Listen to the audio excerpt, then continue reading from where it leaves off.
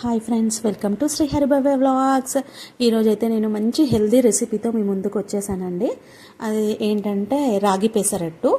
First మనము ఒక 4 glasses పెసర్లు తీసుకోవాలి. పెసరపప్పు తీసుకోకూడదు, ఎందుకంటే దీని పొట్టులో మనకి బి కాంప్లెక్స్ విటమిన్స్ చాలా ఉంటాయి. అండ్ ఇక్కడ నేనైతే ఒక 4 గ్లాసుల పెసర్లకి 1 గ్లాసు బియ్యము, ఇంకొక గ్లాసు రాగులు తీసుకుంటున్నానండి. రాగులు కూడా మనకి బోన్స్ని స్ట్రెంథెన్ చేస్తుంది. ఇందులో కాల్షియం అండ్ ఐరన్ ఉంటాయి. సో ఇవి నైట్ నానబెట్టుకున్నాను నేను, నెక్స్ట్ డే బ్రేక్ఫాస్ట్ కోసం అనమాట. 12 అవర్స్ నానితే సరిపోతుంది. అండ్ ఫెర్మెంటేషన్ అవసరం లేదు, డైరెక్ట్ ఫ్రెష్ బ్యాటర్ని మనం వాడుకోవచ్చు అన్నమాట.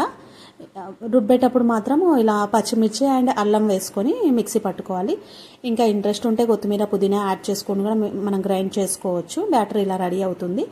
దీన్ని ఇప్పుడు నేను ఒక 4 రకాల పెసరట్టును తయారు చేస్తున్నానండి. ఫస్ట్ స్టవ్ ఆన్ చేసేసుకొని పెనం పెట్టుకొని అది వేడయ్యాక నార్మల్ దోశలాగా వేసుకోవడమే. ఇది ప్లెయిన్ పెసరట్టు. ఇది మలుపుకొని 2 సైడ్స్ కాల్చుకుంటే సరిపోతుంది.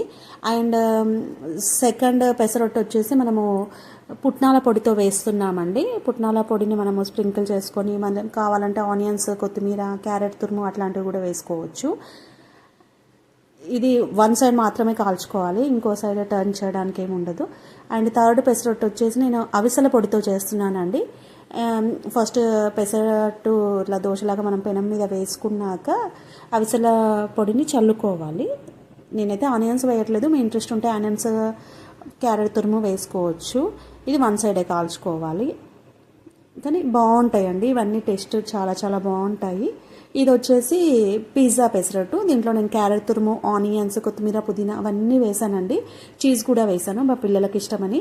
సో అన్ని వెజిటబుల్స్ వాళ్ళకి అందుతాయి కదా, హెల్తీగా ఉంటుంది అనేసి అలా ట్రై చేయండి ఫ్రెండ్స్. మీరు కూడా తప్పకుండా